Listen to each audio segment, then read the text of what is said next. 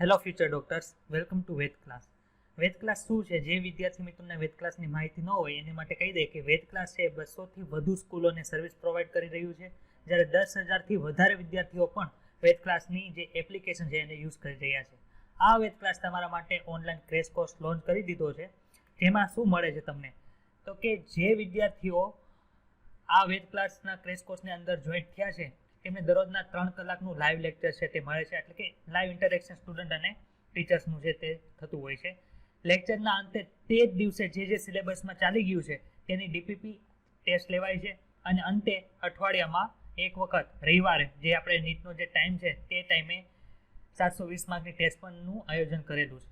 અને થિયરીની અને પ્રેક્ટિસની ટેસ્ટ, એટલે માનો કે તમે કોઈ પણ જાતનું થિયરી યુઝ કરી છે, થિયરી ભણ્યા છો, તેનું પ્રેક્ટિસ તમારે જો કરવી હોય તો એનો સેક્શન પણ એપ્લિકેશનની અંદર અવેલેબલ છે. તમે ટેસ્ટની અંદર કેટલા માર્ક લાવ્યા છો તેની માહિતી, તેનો ડિટેલ રિપોર્ટ પણ તમને એપ્લિકેશનની અંદર આપેલો છે. તમે આ ક્રેશ કોર્સ જોઈન કરો છો, તમને કઈ કઈ માહિતી, કઈ કઈ વસ્તુ પ્રોવાઈડ કરવામાં આવે, કયું કયું મટીરિયલ તમને પ્રોવાઈડ કરવામાં આવે છે? તો કે લાઈવ લેક્ચરનું રેકોર્ડિંગ છે એ તમને મળે છે. લાઈવ લેક્ચરની નોટ, જે આપણે ક્લાસની અંદર ડિસ્કશન થયું હોય એની નોટ પણ પ્રોવાઈડ કરવામાં આવે છે. અને ડીપીપી અને જે ટેસ્ટ લેવામાં આવે છે તેની સોલ્યુશન સાથેની પીડીએફ પણ તમને મળે છે. તો આ ક્રેશ કોર્સની અંદર જોડવા માટે તમારે શું કરવાનું થશે? તો કે તમે પ્લે સ્ટોરની અંદર જાઓ અને એમાં વેદ ક્લાસ સર્ચ કરો, તો તમને બાજુમાં જે આઇકોન તમને બતાય છે મોબાઈલની અંદર, તેવું તમને એપ્લિકેશન છે તે જોવા મળશે. તેને ઇન્સ્ટોલ કરો, અને કોઈ પણ જાતની ઇન્ક્વાયરી તમારે આ ક્રેશ કોર્સને લગતી હોય તો તમને આ 2 નંબર છે તમને સ્ક્રીનશોટ પર દર્શાવેલા છે, તેની ઉપર તમે ઇન્ક્વાયરી કરી શકો છો. Thank you.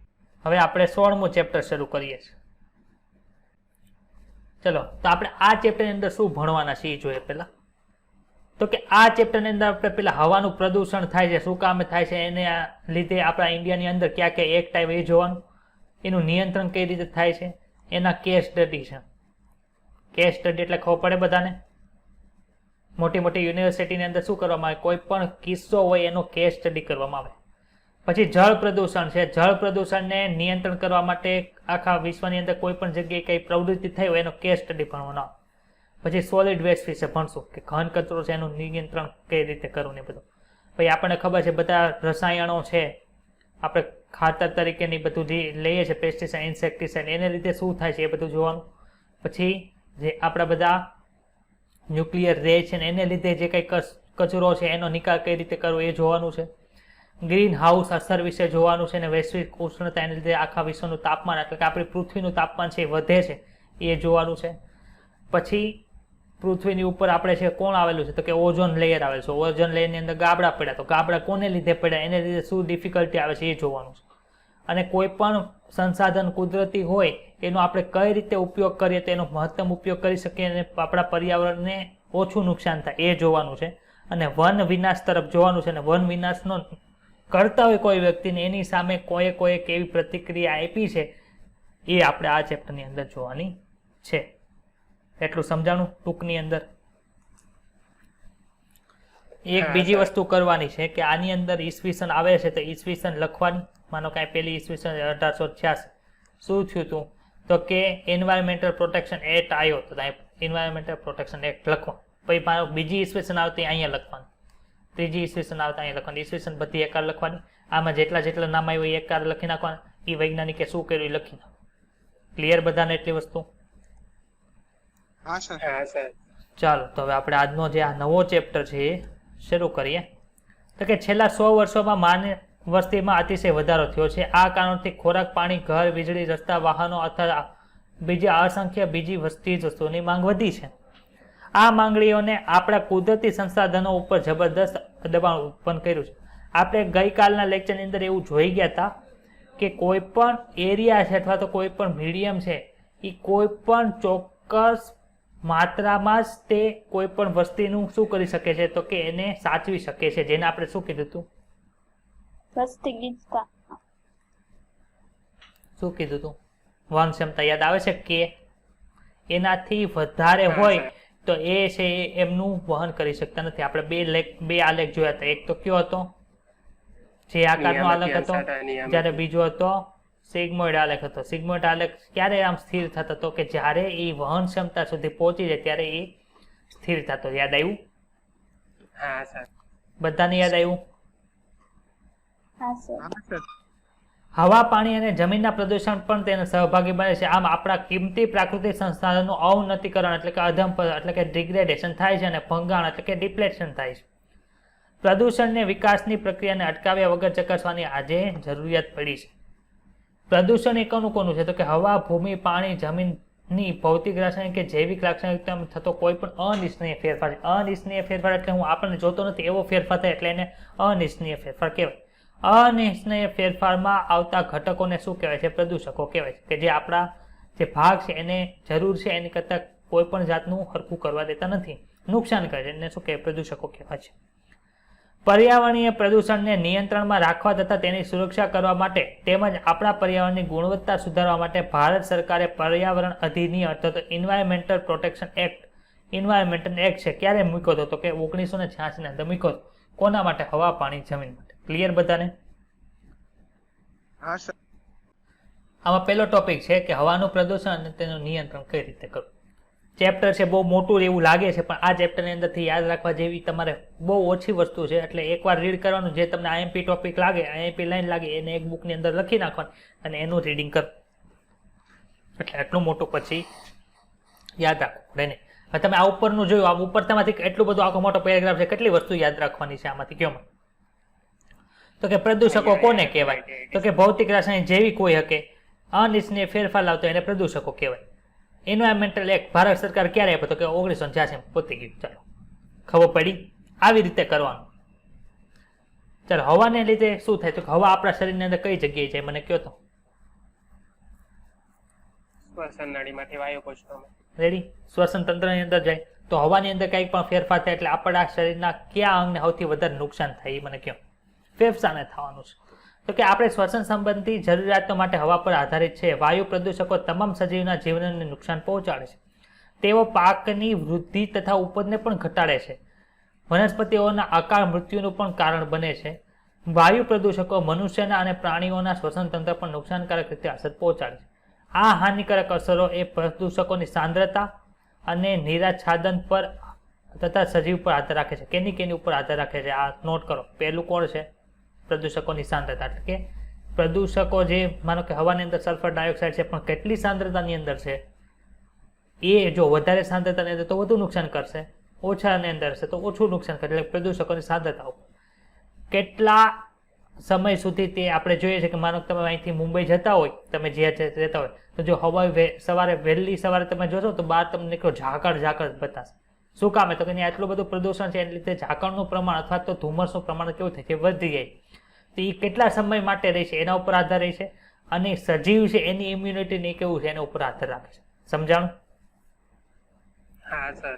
હવે અત્યારે શું થાય? તો કે થર્મલ પાવર પ્લાન્ટના ધૂમ્રસ્તંભો, ધાતુ ગાળવાના કારખાનાઓ અને અન્ય ઉદ્યોગો દ્વારા નુકસાનકારક કણ સ્વરૂપ અને વાયુ સ્વરૂપ પ્રદૂષકો છે એ નીકળે છે. આપણે અંકલેશ્વર જાય ડાયરેક્ટ ખબર પડે છે કેટલી બધી ત્યાં પ્રદૂષણો હોય. આ પ્રદૂષકોમાં નાઇટ્રોજન, ઓક્સિજન જેવા બિન હાનિકારક વાયુઓ સાથે ભળીને વાયુરૂપ હવા પ્રદૂષકો મુક્ત થાય છે. માનો કે કોઈ પણ વસ્તુ છે સલ્ફર નાઇટ્રોજન મુક્ત થાય તો એ ઓક્સિજન સાથે ભેગું થઈને શું બનાવે? SO2 બનાવે. ખબર પડી? એવી રીતે હાનિકારક વાયુઓ છે એ બધા બિન હાનિકારક વાયુઓ સાથે ભેગા મળીને છે ઝેરી વસ્તુ બનાવે છે.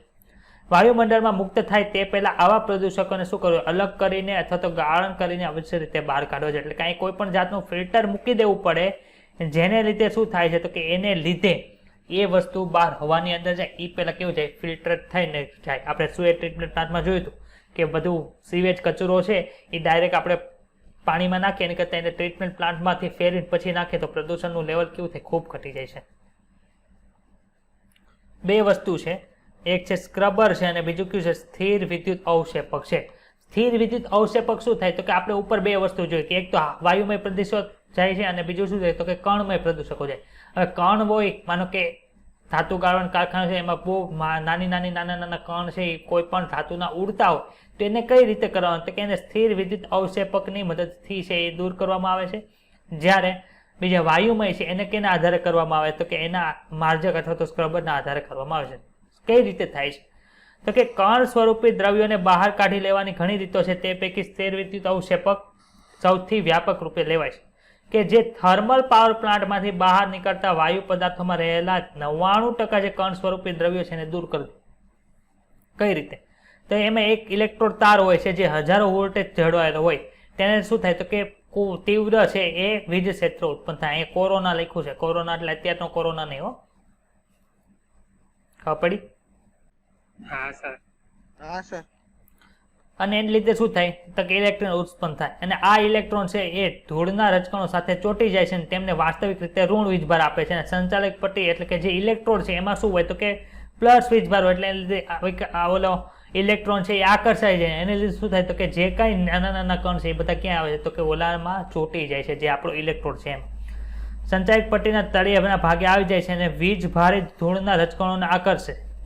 સંચાયક પટ્ટિકાઓ છે એમની વચ્ચે હવાનો વેગ એકદમ જ ઓછો હોવો જોઈએ. જો અહીંથી સ્પીડમાં હવા વહી જાય તો જે ઓલો ઇલેક્ટ્રોન આપવાનો છે એને લીધે એ ઋણ વીજભારિત મળે છે, એવું થતું નથી. જો ધીમે ધીમે થાય તો તરત અહીં આપણે વિદ્યુત ક્ષેત્ર ઉત્પન્ન થયું હોય ને એ વિદ્યુત ક્ષેત્રને લીધે શું થાય તો કે એને લીધે જે આ બધા આપણા ધૂળના રજકણો અને બીજા નાના કણો છે એ બધા નીચે આકર્ષાઈ જાય છે ને બહાર જે હવા નીકળે છે કે નીકળે છે, ચોખ્ખી હવા નીકળે છે. ખબર પડી બધાને?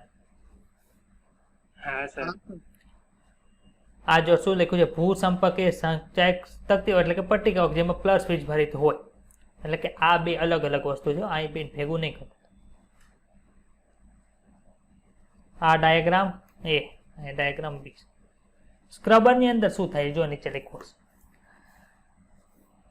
હવાનો વેગ ઓછો હોવો જોઈએ જેને લીધે ધૂળના કણો છે નીચે પડી જાય. સ્ક્રબર છે એની રીતના આકૃતિમાં આપ્યું છે એ શું કરે તો કે સલ્ફર ડાયોક્સાઇડ જેવા વાયુઓને છે દૂર કરી શકે. એમાં શું થાય તો કે નિકાલ પામતા દ્રવ્યો પાણી કે ફુવારામાંથી પસાર થાય છે, ચૂનાના ફુવારામાંથી. હાલમાં જ તે આપણે અતિ સૂક્ષ્મ કણ સ્વરૂપી પદાર્થના ખતરાને સમજ્યા છીએ. એટલે કે શું કહેવા માંગે જો અહીંથી શું થાય તો કે હવામય પદાર્થ જાય, અશુદ્ધ હવા ગઈ. અશુદ્ધ હવામાંથી આપણે જોઈએ કે ડાયરેક્ટ આ જે છે આ પદ્ધતિ જે બી માં આપણે દર્શાવ્યું છે એ બીથી શું થાય તો કે કણમય પદાર્થ બધા હેઠે બેસી જાય કે ન બેસી જાય? હવે SO2 ને એ બધું માનો કે કોઈ પણ જાતની અશુદ્ધ હવા ઉપર ગઈ, હવે એની ઉપર પાણી કે ચૂનાનો ફુવારો કરો એટલે આપણે ખબર છે કે આ વસ્તુ છે એ બહાર જઈને હવા સાથે પ્રક્રિયા કરવાની હતી.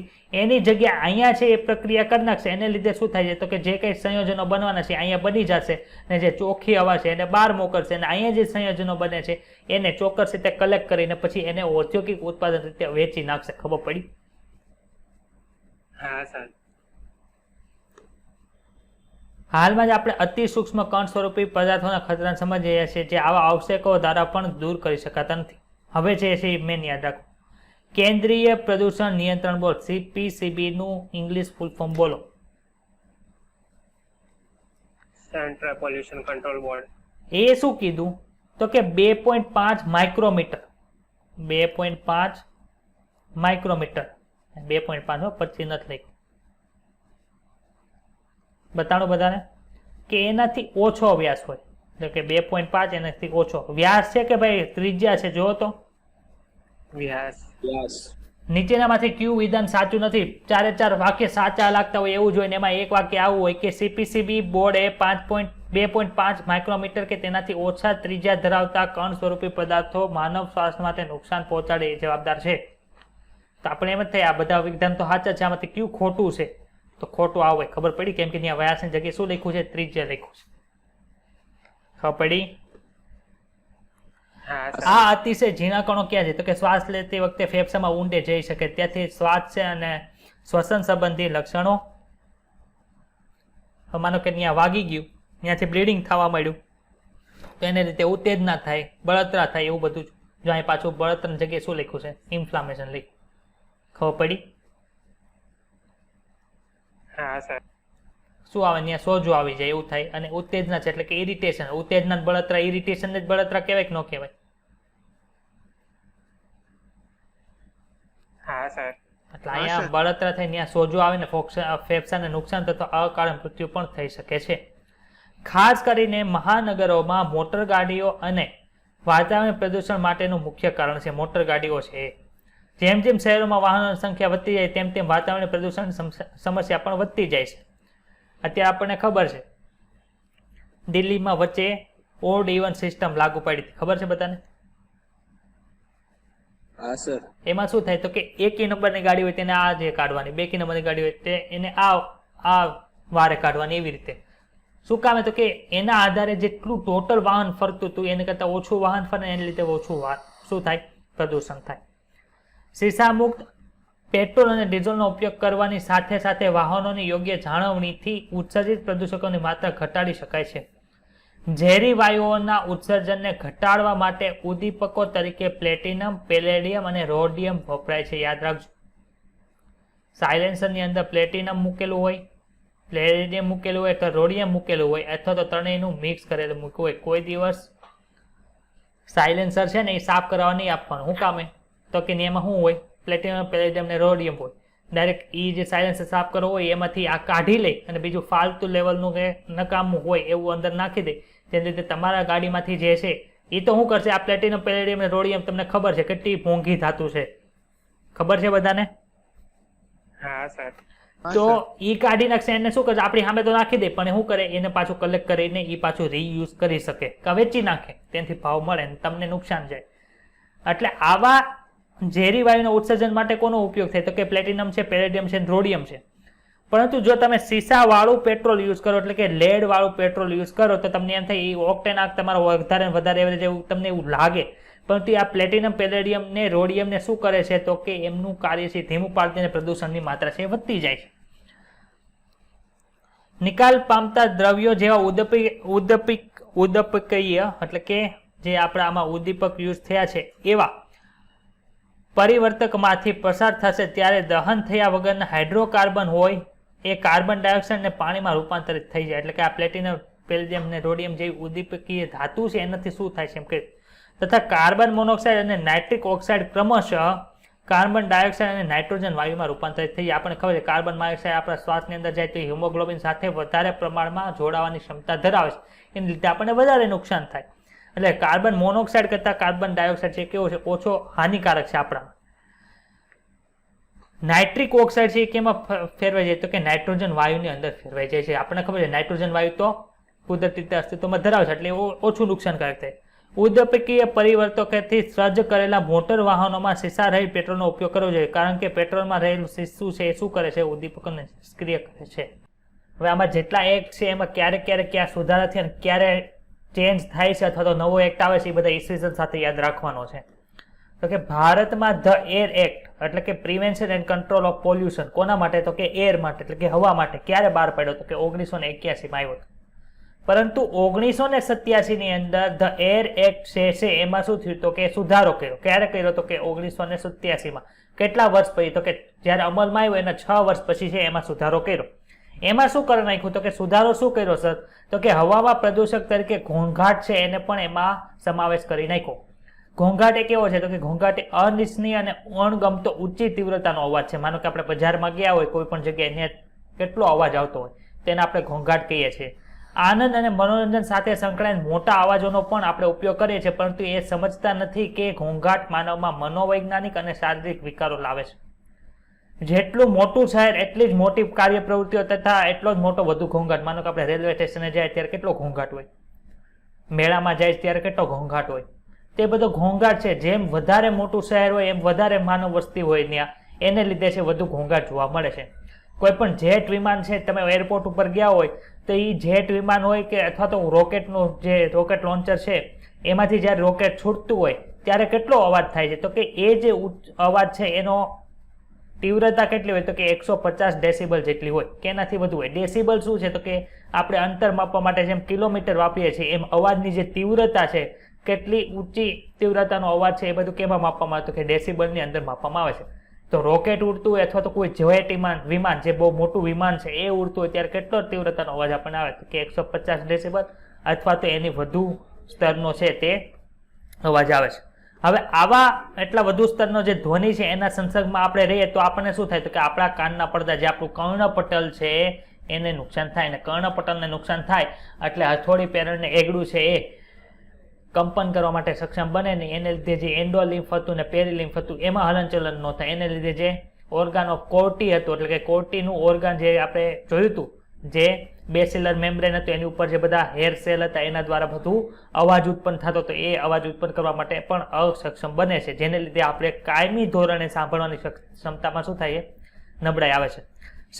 શહેરોમાંના અપેક્ષાકૃત નિમ્ન ધ્વનિ સ્તરને પણ લાંબા સમય સુધી સાંભળવાથી મનુષ્યની શ્રવણ શક્તિને કાયમી ધોરણે નુકસાન થઈ શકે છે. એટલે કે બહુ એટલો બધો અવાજ ન હોય, માનો કે કાનમાં હું એરફોન નાખીને સોંગ સાંભળતો હોય પણ હું 10 કલાક સુધી કાનમાં એરફોન નાખીને સોંગ સાંભળું તો એનાથી શું થાય, તો પણ મારા કાનને નુકસાન થાય છે. હવે ઘોંઘાટો એને લીધે આપણને કયા કયા નુકસાન થાય છે, તો કે નિરાશા આવે, અનિદ્રા, ઊંઘ પણ આવવાની ઓછી થઈ જાય, હૃદયના ધબકારા વધી જાય છે, શ્વાસોશ્વાસની રીતો પણ બદલાવાની શક્યતા રહે છે અને એને લીધે મનુષ્યમાં તણાવની સ્થિતિ આવવાની ક્ષમતા રહે છે. ખબર પડી?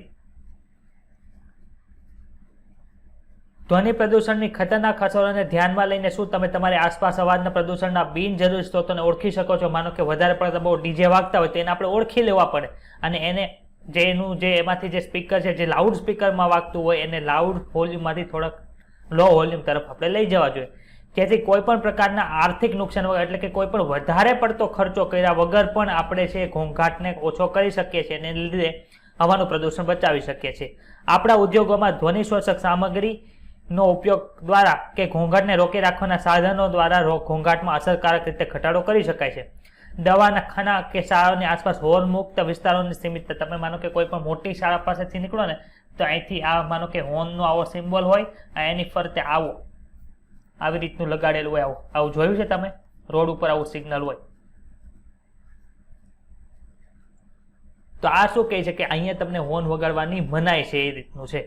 ફટાકડા છે, મોટા અવાજવાળા સ્પીકર માટે અનુકૂળ પરવાનગીમય ધ્વનિ સ્તર તથા યોગ્ય સમય પછી કે જે ધ્વનિ વિસ્તારક યંત્રો છે એ વગાડી શકાતા નથી અને તેનું પાલન કરી અવાજના પ્રદૂષણથી આપણી જાતને બચાવી શકાય છે. તો આપણે અત્યારે ભણીએ છીએ શું, તો કે હવાનું પ્રદૂષણ ભણીએ છીએ. તો કે હવાનું પ્રદૂષણ કોઈ પણ જગ્યાએ ઓછું થયું હોય એવો એક કેસ સ્ટડી અમને ભણાવો. તો કે એ કેસ સ્ટડી ક્યાંનો છે, તો કે દિલ્હીનો છે.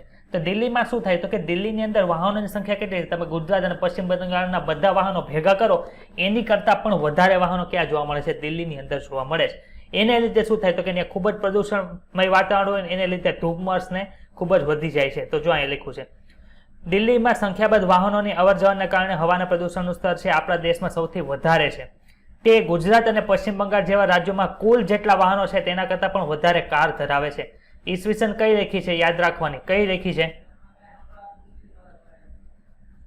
1990ના દાયકાના એક આંકડા અનુસાર આખા વિશ્વની અંદર સર્વે કર્યો તો એમાં વિશ્વના 41 સૌથી વધુ પ્રદૂષિત શહેરો પૈકી દિલ્હી છે કેટલામાં નંબરે આવ્યું હતું? ચોથા નંબરે આવ્યું હતું. દિલ્હીનું પ્રદૂષણ સ્તર 1990ની અંદર આખા વિશ્વના 41 શહેરો જે પ્રદૂષિત હતા એમાં સૌથી પ્રદૂષિત ચોથા નંબરે આવ્યું હતું. દિલ્હીમાં હવાના પ્રદૂષણની સમસ્યા એટલી ગંભીર બની ગઈ કે ભારતની જે સુપ્રીમ કોર્ટ છે એમાં જાહેર હિતની અરજી એટલે કે પબ્લિક ઇન્ટરેસ્ટ લિટિગેશન છે એ દાખલ કરવામાં આવ્યું. એના આધારે શું થયું, તો કે સુપ્રીમ કોર્ટ દ્વારા તેની ખૂબ જ નિંદા કરવામાં આવી કે અહીંયા છે એ સરકારે વધુ ધ્યાન આપવું જોઈએ અને પ્રદૂષણ જેમ ઓછું થાય એ તરફ પગલાં લેવા જોઈએ. અને પછી તેના નિર્દેશ એટલે કે સુપ્રીમ કોર્ટના નિર્દેશો હેઠળ ભારત સરકારને એક ચોક્કસ સમયગાળાની અંદર સાર્વજનિક પરિવહનના સમગ્ર કાફલામાં ફેરબદલી સહિત યોગ્ય પગલાં લેવાનો આદેશ આપ્યો. એટલે કે સુપ્રીમ કોર્ટે દિશા નિર્દેશન કર્યું કે તમારે આ રીતે કરવાનું. કોને? ભારત સરકારને. ભારત સરકારને જે આપણું સાર્વજનિક જે પરિવહન માટે માનો કે સરકારી બસ છે, ટ્રેન છે, એ બધુંની અંદર છે એવા ચોક્કસ બદલાવ લાવવાની સૂચન કરીની ફિક્સ સમયગાળાની અંદર કેટલા ટાઈમની અંદર આ બધું થઈ જવું જોઈએ. એટલે પછી શું શું પગલાં લેવાના? તો કે ભારતમાં દિલ્હીની અંદર જે બસોના અંદર ડીઝલ વપરાતું એની જગ્યાએ સીએનજી છે એનું પ્રયોજન કરવા માંડ્યું. સીએનજી એટલે સીએનજી ફૂલ ફોર્મ યાદ રાખજો, કોમ્પ્રેસ નેચરલ ગેસ, યોદ રાખવાનું છે. હવે આ બધું ક્યારે થયું હતું? કે 1990ની અંદર આવું બધું થયું હતું. પછી 2002ના અંત સુધીની અંદર 2002ના અંત સુધીની અંદર બધી જ બસોને ડીઝલમાંથી કેનાથી ચાલતી કરી નાખી, તો કે સીએનજીમાં ચાલતી બસ કરી દેવામાં આવી. તમે પ્રશ્ન પૂછવામાં આવે કે સીએનજી છે ડીઝલ કરતાં શ્રેષ્ઠ શું કામ હોય? તો અત્યારે આપણને બધાને ખબર છે ડીઝલ છે એમાં ભેળસેળ કરવી હોય તો થઈ શકે. થઈ શકે કે ન થઈ શકે? માનો કે કોઈ પેટ્રોલ પંપ છે, હવે પેટ્રોલ પંપ માલિક છે એમાં એને કંઈક ભેળસેળ કરવી હોય તો ભેળસેળ કરી શકે. બાકી સીએનજીની અંદર ભેળસેળ થાય? ભાઈ સીએનજી અંદર ભેળસેળ ન થાય. શું કામ ભેળસેળ ન થાય? તો કે એના મેઇન જે ઓનલાઈન ગેસ સ્ટેશન હોય ત્યાં બધો ગેસ છે ડાયરેક્ટ સેન્ટ્રલ જે પાર્ટ હોય ત્યાંથી પૂરો પાડવામાં આવે. હવે આપણને ખબર છે કે એનો કોઈ જાતનો ટાંકો આવે નહીં, ડાયરેક્ટ ગેસ છે એ પંપમાંથી ક્યાં જાય? આપણી ટાંકીની અંદર જાય, કોઈ જગ્યાએ સ્ટોર કરી શકાતો નથી. સમજણ પડી? એટલે જે આપણું ડીઝલ છે એની કરતાં બેટર કોણ છે? તો કે સીએનજી છે. બીજું શું થાય? તો કે ડીઝલ છે એ સંપૂર્ણપણે દહન નથી પામતું, એની અંદર છે થોડાક માત્રાની અંદર બધા કાર્બનિક દ્રવ્યો જે છે એ દહન પામ્યા વગરના પડ્યા રહી છે, જ્યારે સીએનજી છે એનું સંપૂર્ણ દહન થાય છે. જો અહીં લખ્યું છે. જવાબ એ છે કે સીએનજી સૌથી વધુ સારી રીતે દહનક્ષમ છે અને વાહનોમાં ખૂબ જ ઓછી માત્રામાં દહન પામ્યા વગરનો રહે છે, જ્યારે પેટ્રોલ ડીઝલની બાબતમાં છે એ આવું થતું નથી. વધુમાં પેટ્રોલ કે ડીઝલ છે કરતા કેવો છે? સસ્તો છે. અત્યારે આપણને ખબર છે પેટ્રોલ અને ડીઝલના ભાવ 98 કે 99 રૂપિયા બાજુ હાલે છે, જ્યારે સીએનજી છે એ પેટ્રોલ અને ડીઝલ કરતા ઓછા ભાવે આપણને મળે છે, લગભગ 60 રૂપિયા આસપાસ છે. તો તમે એ ખબર પડે કે 1 kg સીએનજી અને 1 લીટર ડીઝલ ને પેટ્રોલ છે એ કેટલું મોંઘું પણ કેટલા રૂપિયાનો છે એ ડિફરન્સ પડે છે. ખબર પડી બધાને? ચોરો દ્વારા ચોરાઈ શકતો નથી. સીએનજી ચોર, અમુક ચોર હોય એને ચોરવું હોય, ચોરી ન શકે, કેમ કે ભરે એમાં બાટલામાં તો ભરી ન શકે, જ્યારે પેટ્રોલ અને ડીઝલની જેમ એમાં ભેળસેળ પણ કરી શકાતી નથી. સીએનજીની ફેરબદલી કરવામાં મુખ્ય સમસ્યા એ છે કે માનો કે ઓનલાઈન ગેસ સ્ટેશન હોય તો એને સેન્ટ્રલ જે પાર્ટ છે જ્યાંથી ગેસનું વિતરણ થાય છે ત્યાંથી જે ઓનલાઈન ગેસ સ્ટેશન છે ત્યાં સુધી પહોંચાડવા માટે એને લાઈન છે, ગેસની લાઈન છે એ નાખવી પડે. એ એક મેઇન તફાવત છે. બાકી બધા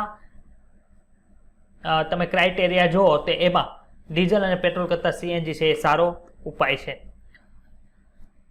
જો એ લખ્યું છે કે સીએનજીની ફેરબદલી કરવામાં મુખ્ય સમસ્યા તેને વિતરણ કેન્દ્રો અથવા તો પંપ સુધી પહોંચાડવા અને અવિરત પુરવઠો પૂરો પાડવા માટે પાઇપલાઇન્સ પાથરવાની મુશ્કેલી છે. સાથે સાથે વાહનોના પ્રદૂષણમાં ઘટાડો કરવા માટે દિલ્હીમાં લેવા આવેલ સમાંતર પગલાઓમાં બીજા ક્યાં કહેતા? તો કે બધી બસો હતી સરકારી બસ, એને આપણે કેમાં મૂકી દીધી? તો કે બધી સરકારી બસોને આપણે સીએનજીથી ચાલતી આપણે કરી દીધી. હવે શું થાય છે? તો કે બીજા ક્યાં પગલાં લીધા? તો કે જૂના વાહનોનો નિકાલ કરવા માટે. માનો કે અમુક એવા વાહન હોય જે વધુ પ્રદૂષણ કરતા હોય એને શું કરી નાખે? તો કે એ પ્રદૂષણ કરતા વાહનોને હવે માનો કે તમે એવું સાંભળ્યું છે પીયુસી, વાહનનો પીયુસી કઢાવે. તો એ પીયુસી શું કામ કઢાવે? તો કે તમારા જે એન્જિનનું જે સાયલેન્સર છે એમાંથી કેટલા પ્રમાણની અંદર કાર્બન ડાયોક્સાઇડ અથવા પ્રદૂષણ નીકળે છે. જો વધુ પ્રદૂષણ નીકળતું હોય તો એવા વાહનોને શું કરે? તો કે એવા વાહનોને પછી નિકાલ કરી દેવામાં આવે છે. પછી આપણે જોયું કે સીસા રહિત પેટ્રોલનો ઉપયોગ કરવામાં આવે છે. સીસા રહિત શું કામ કરવાનું? તો કે આપણે જોયું કે જે સીસાવાળું જે પેટ્રોલ હોય એટલે કે લેડ વાળું પેટ્રોલ હોય એ આપણા સાયલેન્સરની અંદર જે પ્રદૂષણને ઓછું કરવાવાળા જે ધાતુઓ નાખેલી જે કિંમતી ધાતુઓ હતી એને શું કરતા? એની કાર્યક્ષમતાને ઘટાડે છે. પછી શું કરે? તો કે સલ્ફરયુક્ત પેટ્રોલ અને ડીઝલનો ઉપયોગ છે કરવાનો હોય, પણ કેવું? તો કે ઓછા માત્રાની અંદર હોવું જોઈએ. કેટલું હોવું જોઈએ આપણે હમણાં નીચે ભણવા, નીચેના પેરેગ્રાફની અંદર જ છે. વાહનોમાં ઉદ્દીપક પરિવર્તકોનો ઉપયોગ કરવામાં આવે અને વાહનો માટે સખત પ્રદૂષણ સ્તરના નિયમોનું છે પ્રાયોજન એટલે કે પાડવામાં જોઈએ. એટલે કે સીએનજી સાથે બધી બસોને ડીઝલમાંથી સીએનજીમાં કરી એની સાથે સાથે બીજા ક્યાં પગલાં લીધા? તો કે જૂના વાહનનો નિકાલ કર્યો, ઓછો સલ્ફર હોય એવા પેટ્રોલ ડીઝલનો ઉપયોગ કરવાનું. પછી શું કર્યું? તો કે સાયલેન્સરની અંદર જે ફિલ્ટર છે એ લગાડવાનું અને જે જૂના વાહનો એનો નિકાલ કરવાનો. એટલી વસ્તુ છે એ સાથે સાથે એ ઉપયોગમાં લીધી. એક નવી વાહન ઇંધણ નીતિ દ્વારા ભારત સરકારે ભારતીય શહેરોમાં વાહનના પ્રદૂષણને ઓછું કરવા માટે એક માર્ગદર્શિકા છે એ નિર્ધારિત કરી છે. કે એક પબ્લિક કર્યું છે કે કેવું દિશા નિર્દેશન હોવું જોઈએ, એટલે કે કેવા વાહનોને છે એને કેવી રીતે ટ્રીટ કરવા જોઈએ. તો કે બળતણ માટે વધુ કડક નિયમો બનાવ્યા છે જેનો હેતુ પેટ્રોલ અને ડીઝલ ઇંધણમાં સતત સલ્ફર અને સુગંધિત પદાર્થો એટલે કે એરોમેટિક પદાર્થો છે એ ઘટાડવાનો છે. માનો કે પેટ્રોલની અંદર છે એ સલ્ફર વધુ હોય તો શું થાય? તો કે સલ્ફર ડાયોક્સાઇડ છે, સલ્ફર ટ્રાયોક્સાઇડ છે એનું પ્રમાણ વાતાવરણની અંદર વધે. એના લીધે શું થાય? તો કે એનું પ્રદૂષણ વધે છે. ખબર પડી? આ યુરો 3 છે એ છે શું? તો કે યુરો 3 છે એ એક પ્રકારનું દિશા નિર્દેશન છે. યુરો 1 આવે, યુરો 2 આવે, યુરો 3 આવે, એમની સમકક્ષ ભારતની અંદર શું આવે? કે Bharat stage 1, Bharat stage 2, Bharat stage 3 એ રીતનું આવે. તો યુરો 3 નામનું જ્યારે પબ્લિકેશન આવ્યું, માનો કે આખા વર્લ્ડની અંદર યુરો 3 છે એ નિયમ લાગુ પાડવામાં આવ્યો ત્યારે શું હતું? તો કે એ નિયમ અનુસાર સલ્ફરને કેટલા પ્રમાણની અંદર રાખવું જોઈએ કીધું. તો કે ડીઝલની અંદર 350 ppm. ppm એટલે શું થાય? પાર્ટ્સ પર મિલિયન. યાદ રાખજો, પાર્ટ્સ પર મિલિયન એટલે કે 350 ppm છે એ ડીઝલની અંદર સલ્ફર હોવું જોઈએ અને પેટ્રોલની અંદર કેટલું હોય? તો કે 150 ppm છે એ હોવું જોઈએ. એને કરતાં વધારે હોય તો ઈ જે પેટ્રોલ પંપના માલિક હોય એને ઈ પેટ્રોલ પંપ સીલ કરવો પડે, એવી રીતના પણ કાનૂન આવી શકે. સુગંધિત હાઇડ્રોકાર્બનને સંબંધિત ઈંધણના 42% જેટલો સમાવવો જોઈએ, એટલે કે જે પેટ્રોલ એમાં જે એરોમેટિક બીજા દ્રવ્યો છે એ કેટલા હોવા જોઈએ, એટલે કે હાઇડ્રોકાર્બન છે એ કેટલા હોવા જોઈએ, તો કે 42% જેટલા સીમિત હોવા જોઈએ. માર્ગદર્શી નકશા પ્રમાણે તેનો હેતુ શું હતો કે પેટ્રોલ અને ડીઝલમાં જેટલા પ્રમાણની અંદર જેટલા પીપીએમમાં ડીઝલની અંદર સલ્ફર જોવા મળતો, જેટલા પીપીએમની અંદર પેટ્રોલની અંદર છે એ સલ્ફર જોવા મળતો હતો, એની કરતા 50 પીપીએમ છે એ ઘટાડવાનો છે એ દિશા નિર્દેશન કરવામાં આવ્યું. અને જે એરોમેટિક હતું એને 35% નીચે છે લાવવાનું નક્કી કરવામાં આવ્યું. એટલે કે ટોટલ 50 પીપીએમ ઘટાડવાનું અને 35% તેને નીચે લઈ આવવાનું, સલ્ફરનું જે પ્રમાણ હતું એ. બળતણને અનુરૂપ વાહનના એન્જિનમાં પણ સુધારો કરવો પડે. હવે માનો કે પહેલા એન્જિન હતું એમાં એટલા પ્રમાણની અંદર છે એ સલ્ફર હોય તો જ એન્જિન ચાલતું એવું હોય, હવે એમાં શું કહ્યું, અપગ્રેડેશન લાવવાનું, જેમ ઓછા સલ્ફર વાળું પેટ્રોલ હોય તો પણ એમ વધારે કાર્યક્ષમ હોવું જોઈએ. ભારતના કોઈ પણ શહેરમાં વાહનની નોંધણી માટેના માપદંડો ક્યાં છે, તો કે ભારત સ્ટેજ 2 જે છે એ યુરો 2 ને સમકક્ષ છે, તે હવે વપરાતા નથી. પણ હવે ક્યાં આવે છે, તો કે હવે ભારત સ્ટેજ 4 ના આવે છે. ભારત સ્ટેજ 4 ક્યારે લાગુ પડ્યું, તો કે 4 વ્હીલર માટે, 3 વ્હીલર માટે, 2 વ્હીલર માટે, બધા માટે એપ્રિલ 2017 થી છે આખા દેશની અંદર લાગુ પાડવામાં આવ્યું. ક્યુ, તો કે ભારત સ્ટેજ 4 છે એ લાગુ પાડવામાં આવ્યું. હવાની ગુણવત્તામાં નોંધપાત્ર રીતે સુધારો કરવાના પ્રયત્ન માટે દિલ્હી છે એ નોંધપાત્ર કેવું છે, ધન્યવાદને પાત્ર છે. એક અંદાજ પ્રમાણે 1997 થી 2005 ની વચ્ચે દિલ્હીની અંદર CO2 અને SO2 નું નોંધપાત્ર રીતે નીચે આવ્યું હતું. તમને એમ પૂછે કે 1997 થી 2005 માં દિલ્હીમાં મિથેન અને સલ્ફર ડાયોક્સાઇડનું સ્તર છે નોંધપાત્ર નીચે આવ્યું. તો વિધાન સાચું છે કે ખોટું? સાચું છે કે ખોટું? શું કામ? હું કાર્બન ડાયોક્સાઇડ નથી બોલ્યો, હું મિથેન બોલ્યો ભાઈ. ખબર પડી? એટલે આ રીતે નાની નાની વસ્તુ છે એ ધ્યાનમાં રાખવાનું. ચાલો, જળ પ્રદૂષણ અને તેનું નિયંત્રણ. તો અહીંયા હવાના પ્રદૂષણની અંદર આપણે શું જોયું, તો કે હવાના પ્રદૂષણ માટે જે એક છે એ ક્યારે લાગ્યો, એમાં હું સુધારો કર્યો. ઘોંઘાટ છે એને દૂર કરવા માટે શું કરવું પડે, એક કેસ સ્ટડી જોયું. શું જોયું, તો કે દિલ્હીની અંદર પ્રદૂષણ વધુ હતું, તેમાં PIL લગાડી.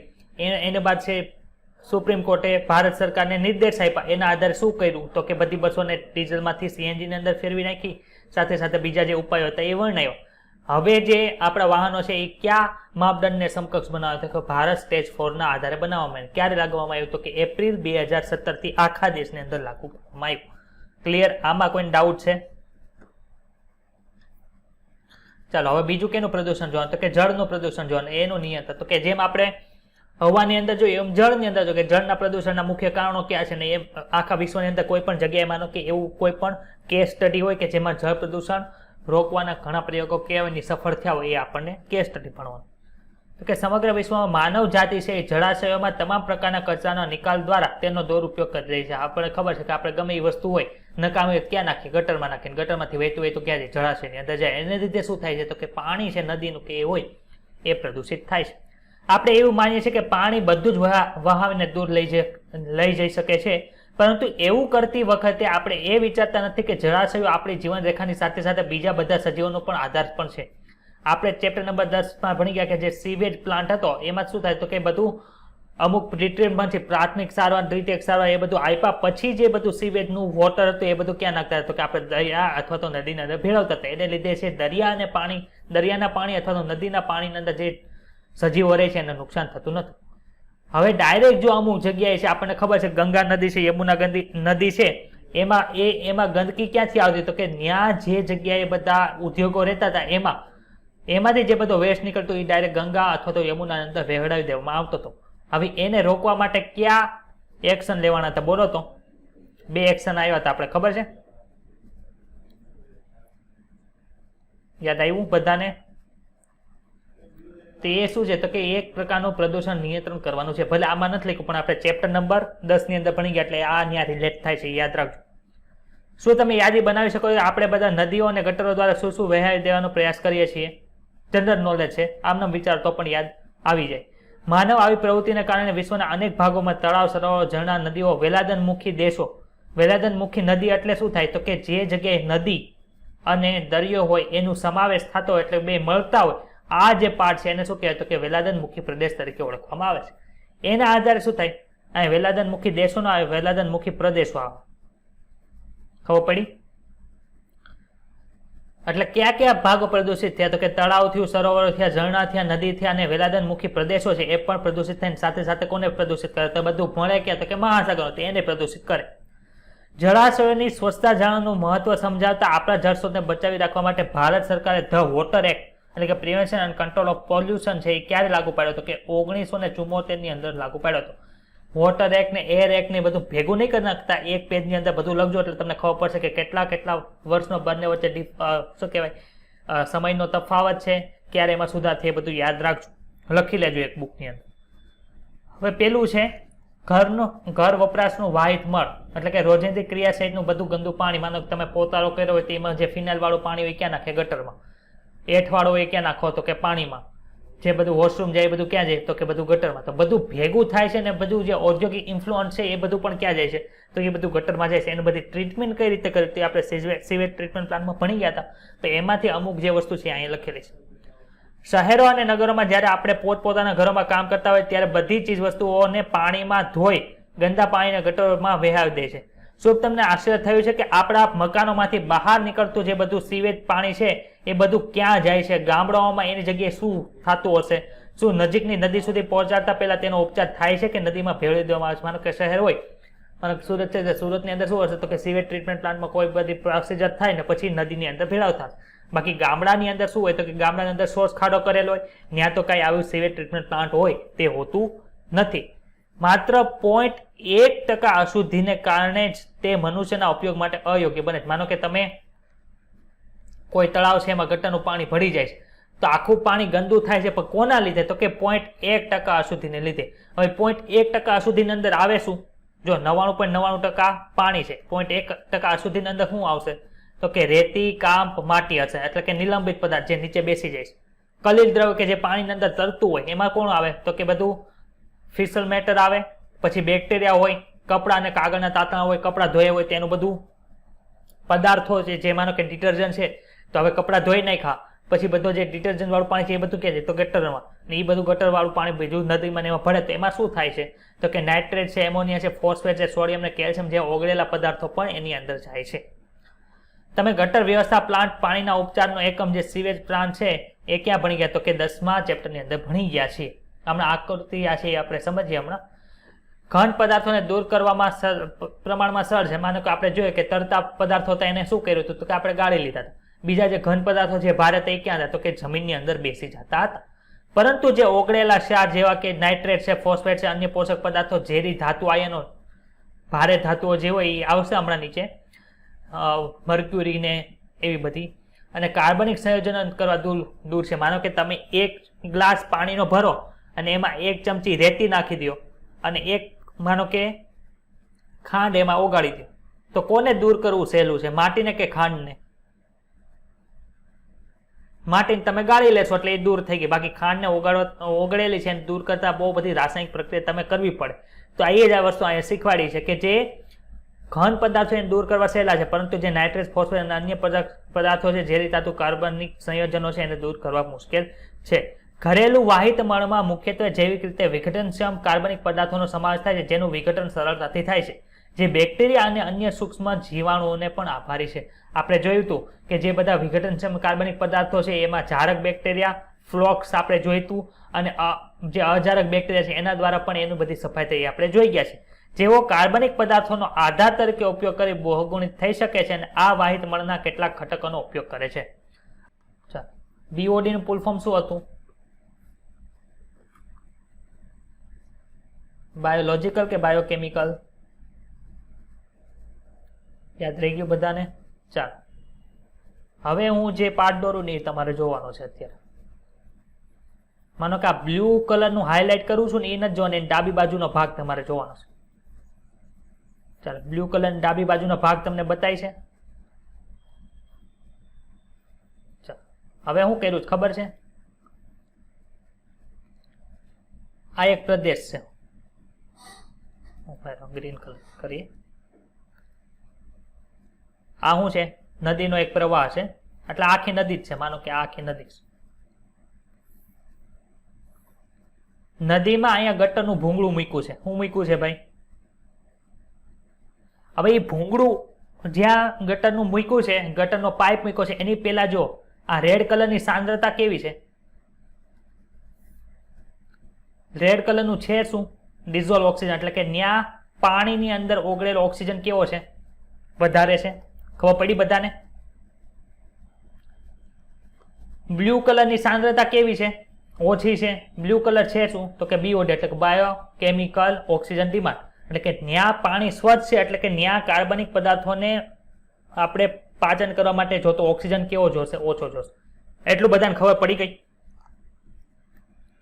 હવે પાણી આગળનું જો, આગળની નદીમાં પાણી આવ્યું. હવે ત્યાં શું કર્યું છે આપણે? માનો કે ગટરનો પાઇપલાઇન મૂકી છે, એટલે બધું જે સીવેજ છે એ બધું ક્યાં ગયું? ડાયરેક્ટ પાણીની અંદર ગયું. હવે જેવું સીવેજ પાણીની અંદર ગયું એટલે અહીંયા શું થાય? કાર્બનિક પદાર્થ કેવા થઈ જાય? અહીંયા કાર્બનિક પદાર્થો કેવા જાય? વધી જાય. એને લીધે BOD કેવું થઈ જાય? વધે.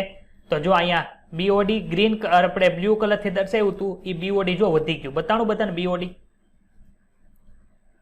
BOD વધે એટલે પાણીની અંદર ઓગળેલો ઓક્સિજન કેવો થઈ જાય? ઘટી જાય.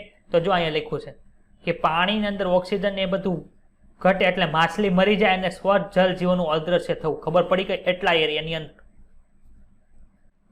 હવે શું થયું? તો કે જેમ જેમ પાણી આગળ જતું જશે એમ બધા અંદર શું હોય? તો કે બેક્ટેરિયા એ બધું શું કરશે? તો કે એ બધું ખાવા મળશે. એને લીધે શું થાય? તો કે તમે જ્યારે આ પ્રદેશની અંદર પોગશો અને આ પ્રદેશની અંદરથી પાણીનું સેમ્પલ લ્યો તો તમને શું જોવા મળે? તો કે અહીંયા બધું કાર્બનિક દ્રવ્યો છે ઓછા થઈ ગયા હોય.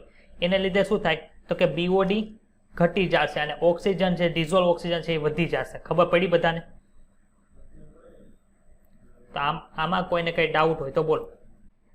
વ્હાઇટ મરના ગંદા પાણીમાં જૈવ વિઘટનીય કાર્બનિક દ્રવ્યોની માત્રાનો અંદાજ લગાવવાનું શક્ય છે. કેને આધારે ખબર? તો કે BOD ને આધારે ખબર પડે છે. એક નદીમાં વ્હાઇટ મરના નિકાલ પછી નોંધી શકાય છે કે જળાશયમાં કાર્બનિક દ્રવ્યના જૈવિક વિઘટનમાં સંકળાયેલ સૂક્ષ્મ જીવો ઘણી માત્રામાં ઓક્સિજનનો ઉપયોગ કરે છે. તેના પરિણામ સ્વરૂપ વ્હાઇટ મરના વિસર્જનના સ્થળે અનુપ્રવાહિત પાણીમાં ઓગળેલા ઓક્સિજનની માત્રામાં તીવ્ર ઘટાડો જોવા મળે છે. આપણે જોયું ડીઝલ ઓક્સિજન હતો એ કેવો હતો? ખૂબ જ ઘટી ગયો હતો. ડીઝલ ઓક્સિજન ઘટી ગયો. હવે એનો ઉપયોગ કોણ કરતો? કે ત્યાં જે સજીવો જીવે છે એ એમાંથી ઓક્સિજન મેળવે. પણ ત્યાં ડીઝલ ઓક્સિજન ઘટી ગયો. એના આધારે શું થાય? તો કે ત્યાં જે માછલી બીજા સજીવો છે જે પાણીમાંથી ઓક્સિજન લે છે એનો મૃત્યુ દર કેવો થાય? વધી જાય. ખબર પડી? હવે શું થાય? તો કે જળાશયમાં વધુ માત્રાની અંદર પોષક પદાર્થોની હાજરી આવે એને લીધે શું થાય? તો કે પ્લવકીય લીલની અતિશય વૃદ્ધિ થાય. એટલે કે મુક્ત રીતે જે તરતા હોય, જે આપણે શું કહેવાય?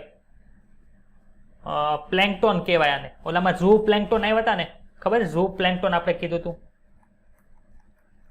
ઝૂ પ્લેન્કટોન જે તરતા હોય પાણીની અંદર, એમ વનસ્પતિમાં જે પાણીની અંદર મુક્ત રીતે તરતા હોય એને શું કહેવાય? ગુજરાતીના પ્લવકીય તરીકે ઓળખવામાં આવે છે. હવે આ જે છે જળાશયમાં વધુ પડતા પોષક દ્રવ્યો આવ્યા ક્યાંથી?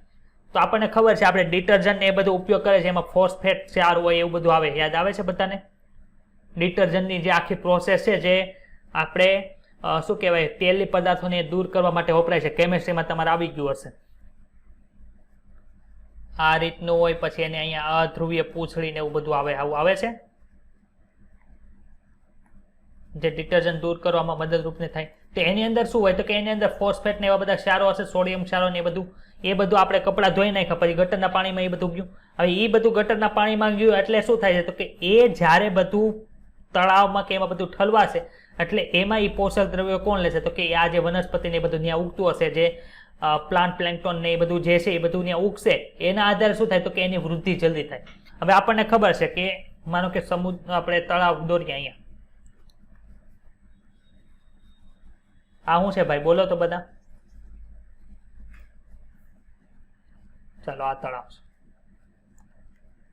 તળાવની અંદર શું આવ્યું? તો માનો કે બધા ક્ષારો આવ્યા. એટલે કે ટૂંકમાં લખો પોષક દ્રવ્યો. ક્યાંથી આવ્યા? ખબર પડી આ પોષક દ્રવ્યો બધાને? હવે આ પોષક દ્રવ્યો કોણ લેશે? તો કે અહીંયા બધા જે તરતા પ્લેન્કટોન હોય એ બધા લેશે. હવે માનો કે આ બધા પોષક દ્રવ્યો છે એ બધા લે છે, એને લીધે શું થાય છે? તો કે એની વૃદ્ધિ છે એ ઝડપથી વધે. આની વૃદ્ધિ ઝડપથી વધે એટલે શું કરશે? તો કે ફટાફટ છે ને ગ્રો કરવા મળે. એટલે કે આખું જે પાણી છે ને તમને પછી કેવું બતાવે ખબર છે? લીલા કલરનું બતાવે. જોયું તમે ક્યારે? જે લાંબા સમયથી પડી રહેલું તળાવ હોય ને એમાં તમને આવું જોવા મળે. તો આ જે ગ્રીન કલરનો ઉપરનો ભાગ જોવા મળ્યો એને શું કહેવાય? આલ્ગલ બ્લૂમ તરીકે ઓળખવામાં આવે. એને લીધે શું થાય તો કે જળાશયને લીલો રંગ આપે છે ને આલ્ગલ બ્લૂમને કારણે પાણીની ગુણવત્તા બગડે. આપણને ખબર છે કે આ પણ છે જે પાણીની અંદર જે ડિઝોલ્વ ઓક્સિજન હશે એ બધું લેશે. એને લીધે શું થાય તો કે જ્યાં માછલીને બધા સજીવો રહેતા છે મૃત્યુ પામે, એને લીધે ત્યાંથી ખૂબ જ દુર્ગંધ આવવા મળે છે. જો એ લખ્યું છે પાણી ગુણવત્તા બગડે છે, માછલીઓ મૃત્યુ પામે છે, ને કેટલીક પ્રસ્ફુટનકારી જે લીલ છે એટલે કે ખૂબ જ પ્રસ્ફુટન એટલે શું થાય ખબર છે?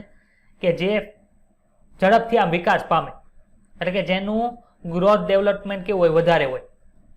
એના આધારે શું થાય છે તો કે એ છે એ ખૂબ જ ઝડપથી ફેલાઈ જાય બધે. એને લીધે મનુષ્ય અને પ્રાણીઓ માટે કેવી થઈ જાય તો કે ઝેરી થઈ જાય છે. ખબર પડી બધાને? આવી એક લીલનું છે ને આપણે ઘણી જગ્યાએ ભણી ગયા. જળકુંભી યાદ આવે છે? વોટર હાયન્થસ અથવા તો આઇકોર્નિયા ક્રેસિપ્સ આપણે ભણી ગયા. યાદ રાખજો જળકુંભીનું વૈજ્ઞાનિક નામ. ચેપ્ટર નંબર આપણે જે 5માં એમાં ભણ્યા હતા એમાં નહોતું આવ્યું, પણ અહીંયા લખ્યું છે આઇકોર્નિયા ક્રેસિપ્સ. આઇકોર્નિયા શું છે? પ્રજાતિ કે જાતિ? ઓકે. આ જળમાં ખૂબ જ આકર્ષક આકારની તરતી વનસ્પતિઓ પણ મળી આવતા જે આછા જાંબુડિયા રંગના સુંદર પુષ્પ તમે જોયા હશે. આ વનસ્પતિ કે જે તેમના સુંદર પુષ્પ માટે ભારતમાં લાવવામાં આવી હતી, તેમની અતિશય વૃદ્ધિને કારણે આપણા જળમાર્ગોની અંદર અવરોધ ઊભો થાય છે. એને લીધે શું થાય તો કે તેને દૂર કરવાની આપણી જે ક્ષમતા છે એની કરતાં વધારે સ્પીડથી ઉગે છે. તે વનસ્પતિ કઈ છે? જળકુંભી છે, જે વિશ્વની સૌથી વધારે રૂપ જલીય નીંદણ છે અને તેને ટેરર ઓફ બેંગાલ તરીકે પણ ઓળખવામાં આવે છે. તેઓ સુપોષિત જળાશયોમાં વિપુલ પ્રમાણમાં વૃદ્ધિ કરે છે અને તે જળાશયોના નિવસન તંત્રની ગતિશીલતાને પણ અસંતુલિત ઊભું કરે છે. હવે માનો કે એ પ્રસ્ફુટન પામી હોય અને ખૂબ જ પ્રમાણની અંદર એમાં આ જે આપણી જળકુંભી છે એ ઉગી હોય, તેના લીધે શું થાય તો અહીંયા માછલીને બધું મૃત્યુ પામે છે અને એને લીધે જે આખું નિવસન તંત્ર ત્યાં ઊભું થયું એમાં શું થાય? અસંતુલન ઊભું થાય છે. ખબર પડી? આમાં કોઈને કઈ ડાઉટ હોય તો બોલો. આપણા ઘરોની સાથે દવાખાનાઓમાં વાહિત મળમાં ઘણા અનિચ્છનીય રોગકારક સૂક્ષ્મજીવોનો સમાવેશ થવાની શક્યતા છે. માનો કે આપણે ચેપ્ટર નંબર 8ની અંદર ભણી ગયા તેમાં આપણે જોયું હતું કે દૂષિત ખોરાક અથવા તો દૂષિત પાણી પીવાથી ઘણા રોગો થાય છે. આવું ભણી ગયા આપણે. તે દૂષિત પાણી થયું કઈ રીતે? માનો કે કોઈ પણ માનો કે પેશન્ટ જે છે એ હોસ્પિટલની અંદર એડમિટ થયેલો છે. હવે એને આપણને ખબર છે માનો કે એને કોલેરા થયા, તો કોલેરા કોને લીધે થાય છે બોલો? તો આપણે ભણી ગયા છે કોલેરા કોને લીધે થાય છે? બેક્ટેરિયા, વાયરસ, પ્રજીવ, હા બેક્ટેરિયાને લીધે થાય છે. ચેપ્ટર નંબર ક્યાં આવ્યું? તો કે ચેપ્ટર નંબર ભલે સાહેબ 8ની અંદર આવ્યું હોય કે ન હોય, પણ ચેપ્ટર નંબર 2 ધોરણ 11ની અંદર આવું આપણે ભણી ગયા છે. યાદ આવે છે? સાઇટ્રસ, કેન્કર ને એવા બધા, ટાઇફોઇડ, કોલેરા, ધનુર, એ બધું ત્યાં ભણી ગયા હતા. તો એના જે ફિશલ મેટર બધું હશે એની અંદર કોણ જોવા મળશે? તો કે એની અંદર આપણને એ બેક્ટેરિયા જોવા મળશે. એ બેક્ટેરિયા ફરતા ફરતા માનો કે કોકના ખોરાકની અંદર પહોંચ્યા ગમે એ રીતે, તેના આધારે શું થાય છે? તો કે એના આધારે એને રોગ થાય છે.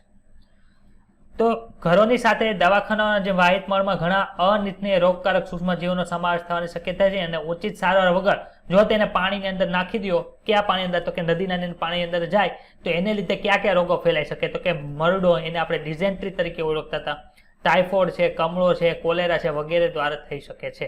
ક્લિયર બધાને? ડાઉટ કોઈને?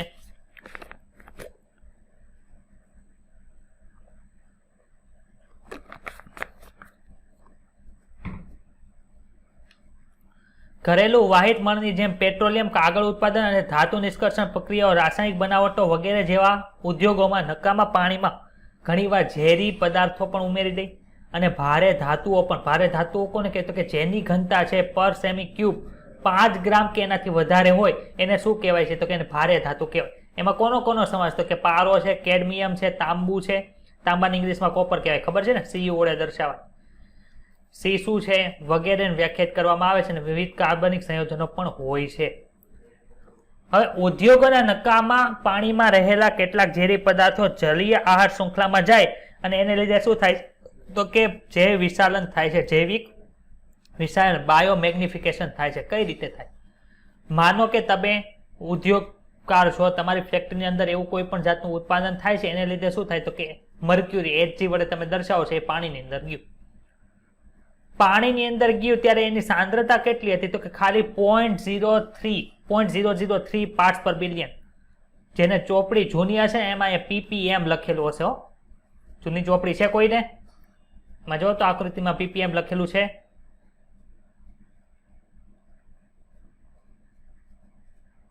નેહા કે સુરભીબેન ને કોકને જૂની ચોપડી છે એવું મને ખબર છે, એને ભૂલ હતી, તેને અહીંયા જગ્યાએ ભૂલ હશે.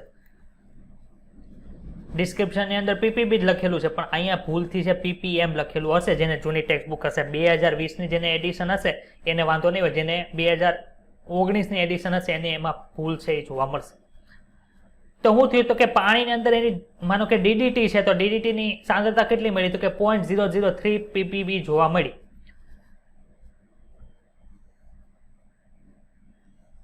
.003 છે એ ppb છે એ જોવા મળે છે. હવે એ શું થયું? તો કે પ્રાણી પ્લવકો જે છે, ઝૂ પ્લેન્કટોન છે, એને ખાય છે ડીડીટી ને. એટલે એની સાંદ્રતા કેટલી થાય? તો કે 0.04 ppm. ppb બહુ ઓછું હોય એની જગ્યાએ ppm છે 10 ગણું વધી જાય. ખબર પડે છે બધાને? શું કામ વધી ગઈ? માનો કે અહીંયા ખાલી ડીડીટી ના 3 કણ છે, 5 કણ છે માનો, તો 5 અલગ અલગ ઝૂ પ્લેન્કટોને ખાધા. 5 અલગ અલગ ઝૂ પ્લેન્કટોન છે એ 5 અલગ અલગ શાર્ક દ્વારા ખાય. હવે એક શાર્ક છે એ માનો કે કોઈક બીજી માછલી છે એને ખાય, તો ડાયરેક્ટ એમ છે એ સાંદ્રતા કેવી થતી વધતી જાય છે. એને રીતે માછલીઓ એને જે ખાય છે એનું જે મરવાની સંખ્યા છે વધતી જાય છે. તો કે પાણીમાં સાંદ્રતા કેટલી હતી? 0.003 ppb. ત્યાંથી પ્રાણી પ્લવકોમાં ડીડીટીની સાંદ્રતા કેટલી થાય? તો કે 0.04 ppm. ત્યાંથી નાની માછલીઓની અંદર ડીડીટીની સાંદ્રતા કેટલી? 0.5 ppm. મોટી માછલીની અંદર 2 ppm. અને ત્યાંથી માછલી ખાનારા પક્ષીઓની અંદર 25 ppm છે. કેટલી સાંદ્રતા વધી જાય છે એને લીધે આ જેટલાય ખાધું હશે ને એ બધા મરે છે. તો આ જે પ્રોસેસ છે એને શું કહેવાય? તો કે એને જૈવિક વિશાલન તરીકે ઓળખવામાં આવે છે. ક્લિયર? હવે જે આપણે ભણ્યા એ જ વસ્તુ અહીંયા ડિસ્ક્રિપ્શનની અંદર લખી છે. તો કે જૈવિક વિશાલનનો અર્થ એવો છે કે અનુક્રમિત પોષક સ્તરો, કે આની પછી આ પોષક સ્તર, આ પોષક સ્તર, આ પોષક સ્તર. ડીપની અંદર ચેપ્ટર નંબર 14 ની અંદર પોષક સ્તર આપણે ભણવાના બાકી છે, ત્યારે ભણશું પોષક સ્તર જે અલગ અલગ છે. તો આ પોષક સ્તરોએ ઝેરીલા પદાર્થોની સાંદ્રતામાં વધારો થાય છે, અને આ ઘટનાને કારણે સજીવોમાં ઝેરી પદાર્થો એકત્રિત થવાનું જે પરિણામ છે એને લીધે ચયાપચય અને નિકાલ છે એ થઈ શકતો નથી. આથી જ તેનું વહન અન્ય ઉચ્ચ પોષક સ્તરે થાય છે. કોનામાં આ ઘટના થાય? તો કે મર્ક્યુરીમાં થાય છે, ડીડીટીમાં. ડીડીટીનું ફૂલ ફોર્મ તમારે કેમિસ્ટ્રીની અંદર આવી ગયું છે, ઓર્ગેનિક કેમિસ્ટ્રીમાં, પરંતુ અહીંયા પણ પાછું યાદ રાખજો, ડાયક્લોરો ડાયફિનાઇલ ટ્રાયક્લોરો ઇથેન છે. ક્લિયર? આમાં તમને પૂછ્યા કે ડાયક્લોરો મિથેન આ લખી નાખે તો એ ખોટું પડે. માટે ખૂબ જ જાણીતી છે. આકૃતિ 16.5 છે. જલીય આહાર શૃંખલામાં ડીડીટીનું જૈવિક વિશાલન છે એ દર્શાવે છે. આ પ્રકારે અનુક્રમિત પોષક સ્તરે ડીડીટીનું સંકેત્રણ વધતું જાય છે. જો પાણીમાં આ સંકેત્રણ 0.003 ppb એટલે કે પાર્ટ્સ પર બિલિયન હોય, તો જૈવિક વિશાલન દ્વારા માછલી ખાનારા પક્ષીઓમાં વધીને તે 25 ppm સુધી પહોંચી જાય છે. અને ડીડીટીની એટલી ઊંચી સાંદ્રતા પક્ષીઓમાં કેલ્શિયમના ચયાપચયને ખલેલ પહોંચાડે છે. કોના ચયાપચયને ખલેલ પહોંચાડે છે ભાઈ? હવે આપણને ખબર છે કેલ્શિયમ છે પક્ષીઓમાં કઈ કઈ જગ્યાએ યુઝ થાય? તો કે એના બોન બનાવવામાં થશે.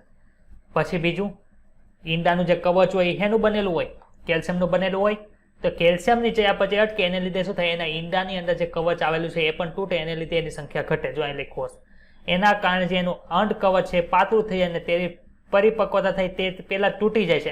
એને લીધે જે એ પક્ષીઓ છે એની વસ્તીમાં ઘટાડો થતો જોવા મળે છે. ક્લિયર બધાને? આમાં કોઈને કઈ ડાઉટ? ચાલો હવે માનો કે આપણે એક તળાવ જોઈએ. આ શું છે?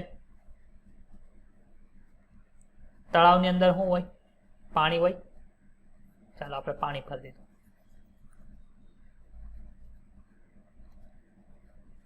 માનો કે આ એક તળાવ છે જેની અંદર કોઈ પણ જાતની ખલેલ તમે પહોંચાડતા નથી, એટલે કે આની અંદર કોઈ પણ જાતનું પ્રદૂષણ છે એવું કંઈ થયેલું નથી.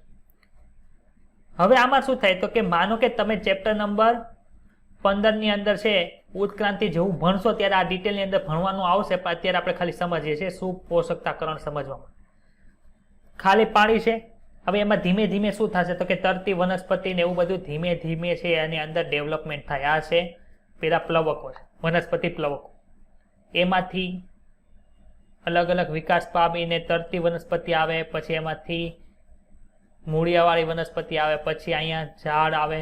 ધીમે ધીમે શું થશે તો કે અહીંથી આમાં છે કાંપ છે એ ફેલાતો જાય. હવે અહીં કાંપ આવે એને લીધે શું થાય તો કે તળાવ જે છે એ કેવું થતું જાય, પછી ધીમે ધીમે છીછરું થાય કે ન થાય? ધીમે ધીમે તળાવ છે છીછરું થતું જાય ને એને લીધે છેલ્લે અંતે શું થશે તો કે અંતે છે અહીંયા આખી જમીન બની જશે, એટલે કે તળાવ બુરાઈ જશે. પરંતુ જો આ કુદરતી રીતે થતું હોય તો આવું વસ્તુ થતા કેટલો સમય થાય તો કે લાખો વર્ષો લાગી જાય. કે તળાવને જમીનમાં ફેરફાર કેટલો સમય થાય તો કે લાખો સમય થાય. પણ આપણને ખબર છે કે અત્યારે કોઈ પણ તળાવ છે એમાં કોઈ પણ જાતની માનવીય ખલેલ પહોંચી ન હોય એવું તો અશક્ય છે. એવું તો આપણને બધાને ખબર છે કે નથી ખબર? તો હવે શું થાય છે તો કે આપણને ખબર છે કે તળાવ કિનારે છે બાયું શું ધોવા જાય, લેડીઝ છે ગામડાની અંદર કપડાં ધોવા જાય, કપડાં ધોશે, કપડાનો બધો ડિટર્જન્ટ છે એ બધો ક્યાં ગયો? પાણીમાં. પછી માનો કે કોઈ પણ બાજુમાં ગટર હશે, એ ગટર બધી ક્યાં ગઈ તો કે ગટર બધી પાણીમાં આવી. એને આધારે એમાં બધા જે ખનિજ દ્રવ્યો, ઓગળેલા જે કાર્બનિક દ્રવ્યો એ બધું હશે. સાથે સાથે માનો કે એમાં કોઈ ખેતરમાંથી ગટર પસાર થતી હોય તેમાં ધૂળ હોય, કાંપ હોય, એ બધું ક્યાં જમા થાય તો કે બધું અહીંયા તળિયે છે એ બધું જમા થતું જાય. હવે તળિયે જમા થતું જાય એટલે જે તળાવમાંથી જમીન બનવાની જે પ્રોસેસ છે એ લાખો વર્ષે થતી હતી એ કેવી થઈ જાય છે તો કે ઝડપથી થઈ જાય છે. ખબર પડી બધાને? એટલે એ વસ્તુ સમજવાનું છે. એને શું કે સુપોષક તત્વ જોઈ લખ્યું છે યુટ્રિફિકેશન તરીકે ઓળખવામાં. યુટ્રિફિકેશન એ તળાવના પાણીમાં પોષક તત્વોના વધારા દ્વારા થતી એક પ્રાકૃતિક જીર્ણતા છે. પ્રાકૃતિક એટલે કુદરતી છે. એક નવનિર્મિત તળાવ હોય એનું પાણી કેવું હોય? ઠંડુ અને સ્વચ્છ હોય. થોડાક જીવનનું તે સમર્થન કરે, એટલે કે એમાં થોડાક સજીવો તેમાં વિકસેલા હોય.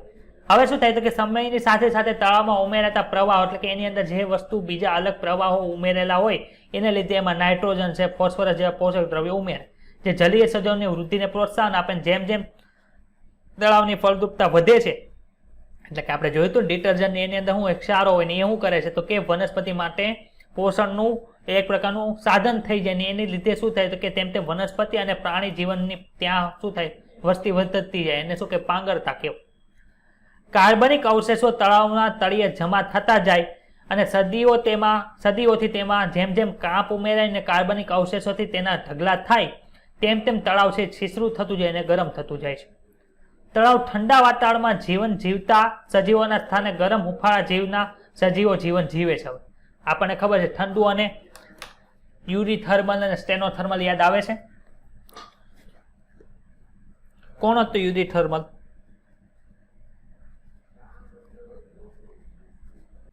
તાપમાન વધુ સહન કરી શકે, તાપમાનમાં ફેરફાર વધુ સહન કરી શકે?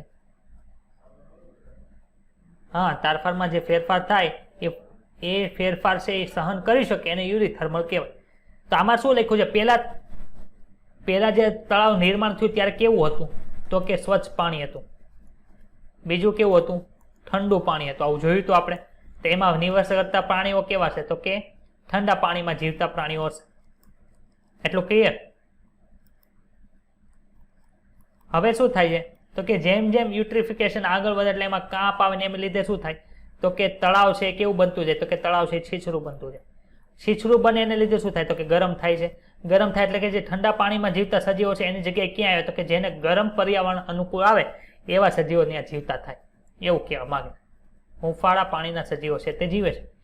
ઘાસમય નીચાવાળા કણણ ભૂમિ વિસ્તારની વનસ્પતિઓ છીછરી જગ્યાએ મૂળ જમાવી લે છે અને તળાવના મૂળભૂત તટ પ્રદેશને આવરી જાય, એટલે કે તળાવનો જે તટ પ્રદેશ એટલે કિનારાનો પ્રદેશ છે એને આવરી લે. આખરે તરતી વનસ્પતિઓની મોટી સંખ્યાથી તળાવ ભરાઈ જાય છે અને ભેજવાળી પોચી જમીન બને છે. આ દરેક તબક્કા છે ને એના સ્પેસિફિક નામ છે જે આપણે ચેપ્ટર નંબર 15 ની અંદર ભણશું. આબોહવા અને તળાવનું કદ અને અન્ય પરિબળોને આધારે તળાવના આ કુદરતી જીર્ણતામાં હજારો વર્ષો વહી જાય છે. લાખો વર્ષ આપણે કીધું તો એની જગ્યાએ કેટલા વર્ષો? લાખો વર્ષો જાય છે. છતાં પણ ઉદ્યોગો અને ઘરના ઇન્ફ્લુઅન્સ જેવી વનસ્પતિની ક્રિયાવિધિથી આ જીર્ણતા છે એ પ્રક્રિયામાં ધરમૂળથી ગતિ વધારવા પામી છે. એટલે કે જેટલી સ્પીડથી થતી એની કરતાં વધારે સ્પીડથી થવા માંડી. આ ઘટનાને શું કહેવાય છે? સંવર્ધિત અથવા તો પ્રવેગિત સુપોષકતા એટલે કે એક્સેલરેટેડ યુટ્રિફિકેશન કહેવાય. છેલ્લી શતાબ્દી એટલે કેટલા વર્ષ થાય ભાઈ? રેડી?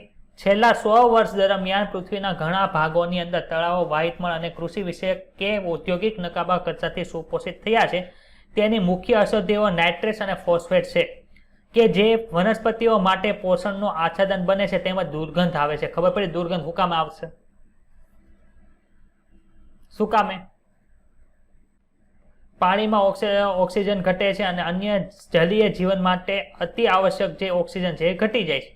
એ જ સમયે તળાવમાં વહીને આવેલા અન્ય પ્રદૂષકો છે એ માછલીઓની સંપૂર્ણ વસ્તીને ઝેરી બનાવી દે. શું કામે ઝેરી બનાવી દે? આપણે જોયું DDT ખાયેલી માછલી છે એ કેવી હશે? ઝેરી ગણાય કે ન ગણાય? કેમ કે એ માછલી જે મોટી માછલી ખાય એ મરી જાય. શું કામ? કે એ DDT ખાતી એટલે. ખબર પડી?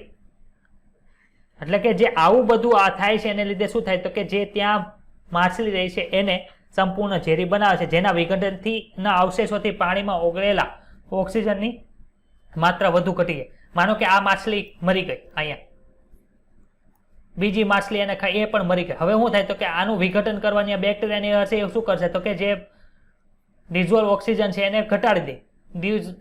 ડિઝોલ્વ ઓક્સિજન છે એ ઘટે એટલે શું થાય તો કે BOD વધે. ખબર પડી? ને આને લીધે શું થાય તો કે એક તળાવની જૈવિક વાસ્તવિક રીતે ઘૂંટાઈને મૃત્યુ પામી શકે છે. આવું બીજે ક્યાં જોવા મળે છે તો કે વીજ ઉત્પાદિત જે એકમો છે એમાં ઉષ્ણ વિદ્યુત એકમોનું બહાર વહી જતું જે ગરમ નકામું પાણી છે એ બીજા મહત્વપૂર્ણ કક્ષાના પ્રદૂષકોની રચના કરે છે. માનો કે વીજ ઉત્પાદન છે, થર્મલ પાવર સ્ટેશન હોય, ત્યાં જે પાણીની વરાળ બનાવી હોય ને એ વરાળ પાછી ઠંડી પાડે તો તરત એને છે ને નદીને એની અંદર ન રાખી દે. એને નદીમાં નાખતા પહેલા ચોક્કસ એનું ટેમ્પરેચર ઠંડુ થાય પછી એને નદી કે એમાં મેળવે છે. શું કામ આવું કરવું પડે તો કે ઉષ્ણ નકામા પાણીમાં ઊંચા તાપમાન સામે સંવેદનશીલ સજીવો છે એ જીવિત રહી શકતા નથી, જેવા કે સ્ટેનોથર્મલ પ્રાણીઓ જે છે. આથી એના તેમની સંખ્યા શું થાય? ઘટી જાય, મરી જાય. અત્યંત ઠંડા વિસ્તારોમાં વનસ્પતિઓ અને માછલીઓની તેમની વૃદ્ધિમાં વધારો કરી શકે છે, પરંતુ શું થાય તો કે પરંતુ સ્થાનિક અને વનસ્પતિ જે સ્થાનિક એટલે કે ત્યાં રહેતા જે વનસ્પતિ સમૂહ હશે અને જે પ્રાણી સમૂહ છે એને નુકસાન પહોંચાડ્યા બાદ જ છે એ બધી પ્રોસેસ છે આગળ હાલે. બાકી જે તમે માનો કે કોઈ પણ જગ્યાએ ઠંડુ પાણી હોય ને એમાં સતત અચાનક ગરમ પાણી તમે ત્યાં મોકલી દો તો જે ઠંડા પાણીમાં રહેતા વાળા સજીવો છે એ મૃત્યુ પામે છે, કારણ કે કેવા હોય? સ્ટેનોથર્મલ હોય. આમાં કોઈને કઈ ડાઉટ હોય તો બોલો. ચલો નેક્સ્ટ ટોપિક છે સંકલિત નકામા પાણીના ઉપચાર માટેનું એક કેસ સ્ટડી. કેસ સ્ટડી ભણવાનું કેનું તો કે પાણીનું. તો કે આવું ક્યાં થયું હતું કે જ્યાં પાણીનો છે એ યોગ્ય નિકાલ કર્યો હોય એવું ક્યાં જોવા મળ્યું હતું તો કે કેલિફોર્નિયાના ઉત્તરીય ભાગ છે ત્યાં એક અરકાટા નામનો પ્રદેશ છે કે અરકાટા ત્યાંની અરકાટા શહેર છે એની અંદર એક યુનિવર્સિટી આવી જેનું નામ છે હમ્બોલ્ટ સ્ટેટ યુનિવર્સિટી. એના જે જૈવ વૈજ્ઞાનિકો હતા એમણે શું કર્યું હતું કે એમના જૈવ વૈજ્ઞાનિકોએ જે લોકોને એક સહયોગથી એક પ્રાકૃતિક તંત્ર બનાવ્યું હતું, જેને લીધે શું થાય તો કે પાણીનું પ્રદૂષણ છે એ ઘટતું જાય. બે રેટથી એમને કર્યું હતું, બે પ્રોસેસ એટલે કે બે ચરણની અંદર, બે સ્ટેપની અંદર કામ કર્યું હતું. પહેલો સ્ટેપ હતો એની અંદર શું કર્યું હતું તો કે પરંપરાગત અવસાદન. અવસાદન કોને કહેવાય બોલો? ચાલો આપણે ભણી ગયા છે. અવસાદન કોને કહેવાય? હા, માનો કે આ ગ્લાસ છે. શું છે ભાઈ? આ શું છે? ગ્લાસ. ગ્લાસની અંદર શું ભર્યું છે? આ પાણીની અંદર શું છે? રેતી નાખી દો અને એને હલાવું. આ રેતી નાખી દીધી. હવે આને થોડા સમય પડ્યા રહેવા દો એટલે શું થાય? રેતીના કણો બધા ક્યાં બેસી જાય? તળિયે બેસી જાય. એ તળિયે બેસવાની જે ઘટના છે એને શું કહેવાય? અવસાદન કહેવાય. અવસાદન અને ગાળણ પ્રથમ સારવારની અંદર સીવેજ ટ્રીટમેન્ટ પ્લાન્ટની અંદર આપણે ભણી ગયા હતા. પરંપરાગત અવસાદનની અંદર શું થાય તો કે જેમાં નિસ્યંદન અને ક્લોરીન દ્વારા ઉપચાર આપવામાં આવે છે. નિસ્યંદન એટલે કે પાણીને ફિલ્ટર કરતા એની દ્વારા ક્લોરીન છે એમાં ઉમેરવામાં આવે છે. આ ચરણથી શું થાય તો કે અંદર જે બેક્ટેરિયા હશે એ ક્લોરીનથી બધા મરી જાય. તમે જોયું હશે કે હોસ્પિટલો એમાં ક્લોરીનથી પોતા પણ મારવામાં આવે છે. સ્વિમિંગ પુલની અંદર તમને અચાનક અલગ સ્મેલ આવે. ખબર છે? સ્વિમિંગ પુલની અંદર ગયા હોય તો મોટા મોટા સ્વિમિંગ પુલ હોય એની અંદર તમે જ્યાં ગયા છો કોઈ દિવસ તો તમને એક એના પાણીની અંદર એક અલગ પ્રકારની સ્મેલ જોવા મળે. એ કોની હોય? ક્લોરીનની હોય. કેમ કે કેટલા જણા એક જ જગ્યાએ નાતા હોય, કોઈને ફંગલ ઇન્ફેક્શન હોય કે અથવા તો કોઈને કંઈ થયું હોય સ્કિન ઉપર, એ બધું ક્યાં જાય તો કે પાણીની અંદર. હવે એ પાણીની અંદર બીજો કોઈ માણસ છે, સ્વસ્થ માણસ છે, એ નાવા જાય તેને કન્ટામેન્ટ થાય અને એ બીમાર પડે. તો એ ન થાય એના માટે એ જે પાણી હોય કેવું હોય? ક્લોરિનેટેડ પાણી હોય, એટલે કે ક્લોરીન વાળું પાણી હોય. આ ચરણ પછી ઘણા બધા ખતરનાક પ્રદૂષકો એટલે કે જે પરંપરાગત અવસાદન થઈ જાય પછી પણ ઓગળેલી ભારે ધાતુઓ છે એ એમાં રહી જાય છે. તો હવે એ પાણી કોકને પીવડાવ્યું તે મરી જાય. તો હવે એને દૂર કરવા માટે શું કર્યું? તો કે એ દૂર કરવા માટે એક નવો અભિગમ અપનાવવામાં આવ્યો. એમાં શું કર્યું? તો કે જે વૈજ્ઞાનિકે 60 એકર જમીન લીધી. કેટલા એકર લીધી? હવે એ કેવી રેતીવાળી હતી કે કેવી જમીન હતી? તો કે કાદવયુક્ત નીચાણવાળી ભેજ જમીન હતી. એટલે કે કાદવ હોય ને આમ ઢોળા હોય એવી જમીન હતી, જેને લીધે પાણી છે એક જગ્યાએથી બીજી જગ્યાએ વહી જાય. હવે એમાં શું કર્યું હતું? તો કે એમાં 6 ડિપાર્ટમેન્ટ પાડ્યા હતા. એટલે કે એકબીજાથી જોડાઈ રહેલા 6 જેટલા કળણ ભૂમિ વિસ્તારોની એક શૃંખલા કરી હતી. આ પહેલો વિસ્તાર, બીજો, ત્રીજો, ચોથો, પાંચમો અને છઠ્ઠો એવા વિસ્તારનો અલગ અલગ કર્યા. કેટલા વિસ્તાર હતા? 4, 5, 6 કે 2? ખબર પડી બધાને? હોઈ ગયા છો કે જાગો છો બધા ડોક્ટર? આ વિસ્તારમાં ઉચિત વનસ્પતિઓ ઉગાડી, અમુક લીલ ઉગાડી, અમુક ફૂગ હતી, એનું સંવર્ધન કર્યું. બેક્ટેરિયાના ઉછેરમાં જે શું કરે? તો કે જે બીજા પ્રદૂષકો છે એને નિષ્પ્રભાવિત કરવા કરે છે, હારોહાર એને અવશોષિત કરે. માનો કે એવા ફૂગ છે, અમુક એવા ફૂગ છે એનેથી માનો કે એ અમુક પોષક દ્રવ્યોનું શું કહે? તો કે શોષણ કરીને પોષણ મેળવી લે.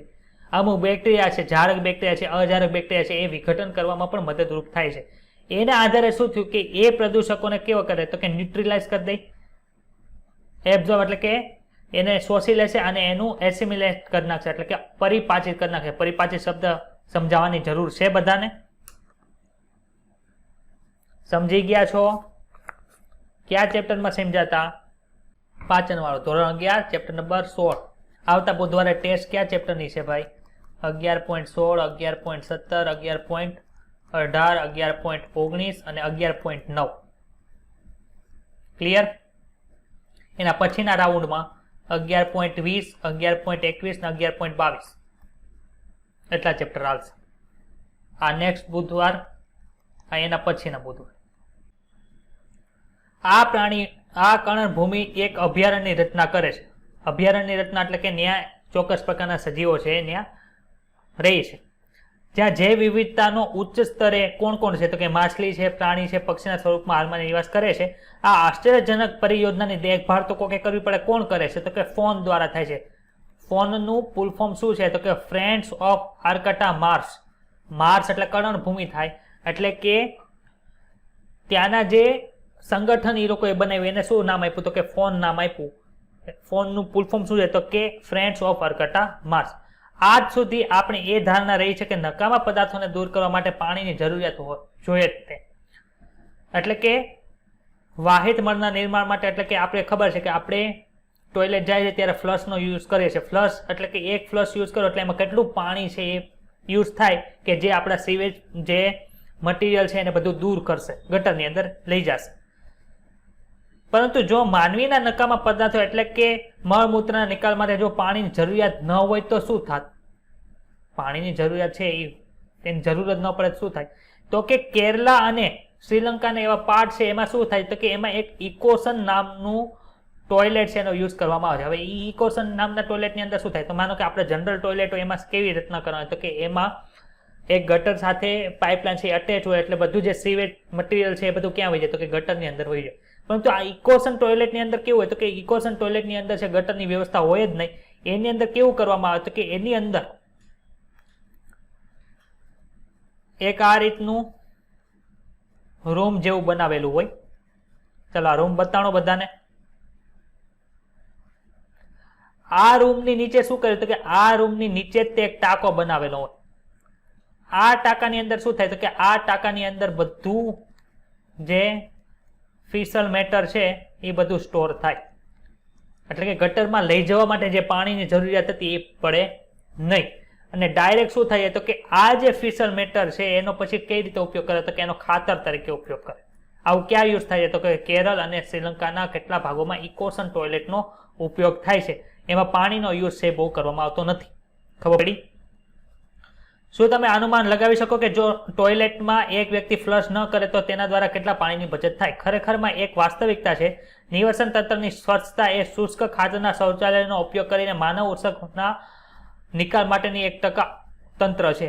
ઘન કચરાના નિકાલ માટે આ વ્યવહારિક, શ્વાસકર અને કાર્યક્ષમ તથા ઓછા ખર્ચાના ઉકેલની રીતો છે. અહીંયા નોંધ કરવા મુખ્ય વાત છે કે ખાતર નિર્માણની આ પદ્ધતિમાં માનવ મળમૂત્રનું પુનઃચક્રણ કરીને એક સંસાધનના રૂપમાં પરિવર્તિત કરી શકાય છે કે જેથી રાસાયણિક ખાતરની જે આવશ્યકતા છે એ ઓછી રહે છે.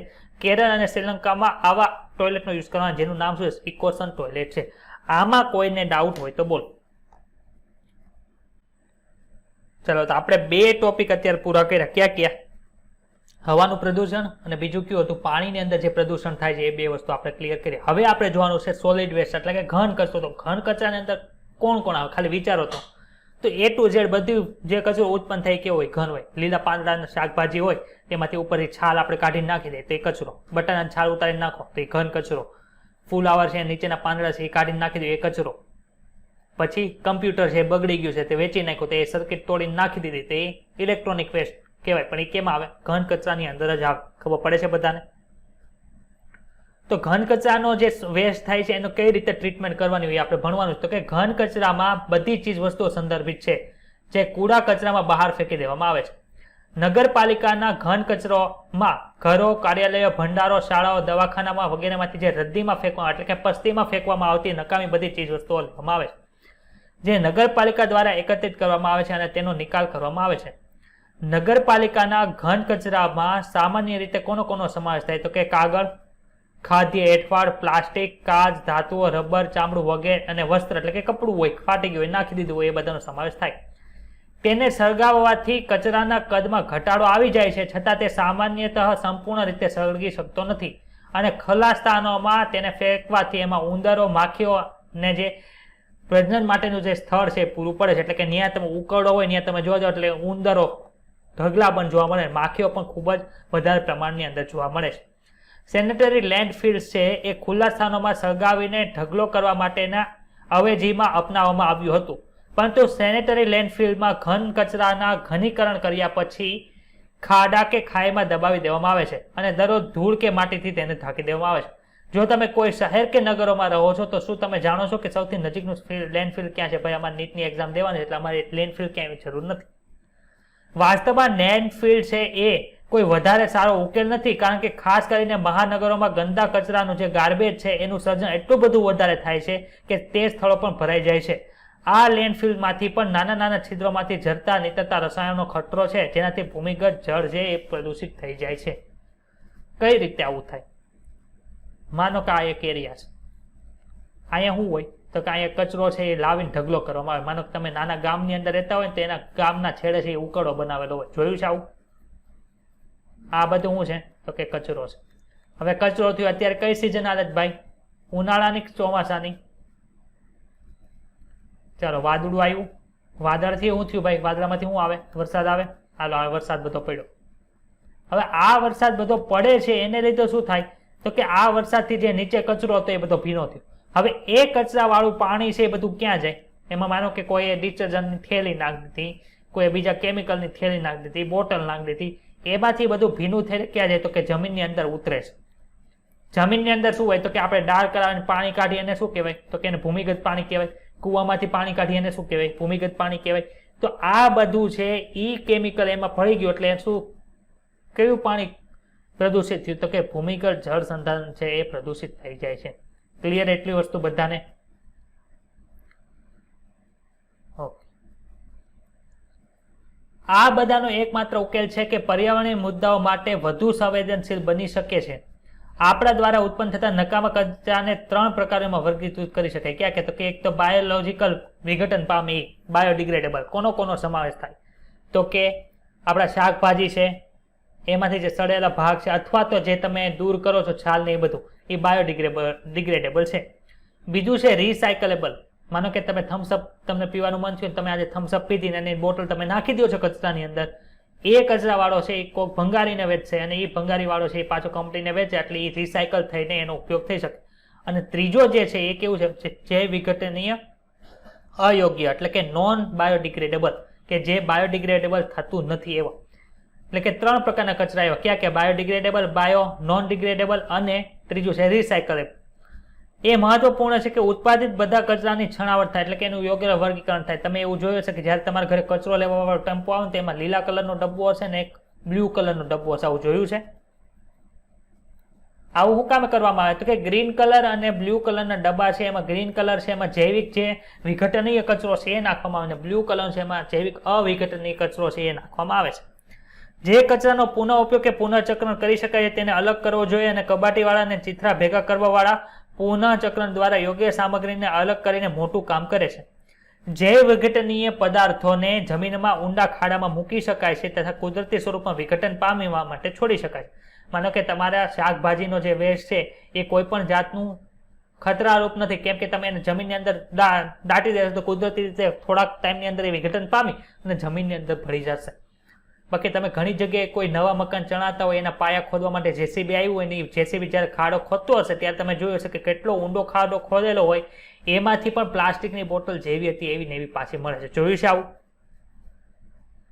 તો એ કેવું છે જૈવ અવિઘટનીય છે ત્યાર પછી માત્ર જૈવ અવિઘટનીય કચરાનો નિકાલ કરવાનો બાકી રહે છે આપણા કચરાને ઘટાડવા માટેની જરૂરિયાત એ આપણું મુખ્ય લક્ષ્ય હોવું જોઈએ આ બધું ઘટાડવા માટે અત્યારે પોલિથીન બેગ ઉપર બેન લાગવામાં આવ્યો હતો પણ હવે એવી પોલિથીન બેગ આવે છે કે જેનું રિસાયકલેબલ છે એ વધી જાય છે જે લો ક્વોલિટીની જે પોલિથીન બેગ આવતી એની ઉપર અત્યારે પ્રતિબંધ મૂકી દીધો છે પરંતુ તેના બદલે આપણે લોકો અજૈવ વિઘટનીય ઉત્પાદનોનો ઉપયોગ વધારે કરી રહ્યા છે કોઈ પણ સારી ગુણવત્તાની ખાવા લાયક સામગ્રીનું તૈયાર પેકેટ પસંદ કરો છો જેમ કે બિસ્કિટનું પેકેટ ઉઠાવે છે ત્યારે તેના પેકેજિંગનો અભ્યાસ કરો શું તમને પેકેજિંગના ઉપયોગમાં લેવાતા રક્ષણાત્મક સ્તરોને જોવો છો એટલે કે અલગ અલગ લેયર જે પ્લાસ્ટિકમાં આવેલા હોય છે તમે જોયું છે નોંધ લો કે ઓછામાં ઓછું એક સ્તર તો પ્લાસ્ટિકનું હોય જ છે આપણે પોલિથીનની બેગમાં દૂધ પાણી જેવા પોતાના દૈનિક ઉપયોગના ઉત્પાદન પર પેકેજિંગ શરૂ કર્યું છે શહેરોમાં ફળો અને શાકભાજી પણ સુંદર પોલિસ્ટેરીનની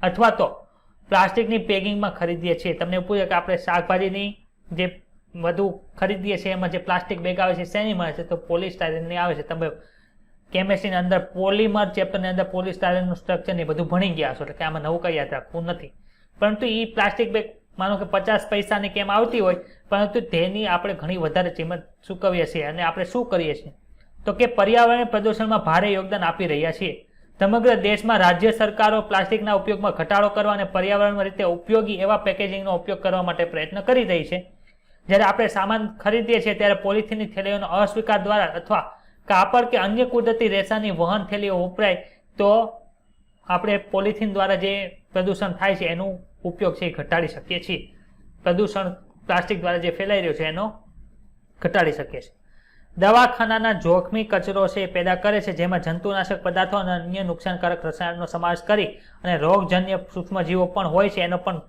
યોગ્ય નિકાલ કરવો પડે તમે કોઈ પણ જગ્યાએ મોટી હોસ્પિટલમાં જાશો તો તમને રેડ કલરની બેગ જોવા મળશે ગ્રીન કલરની બેગ જોવા મળશે આવું જોયું છે યલો કલરની બેગ જોવા મળે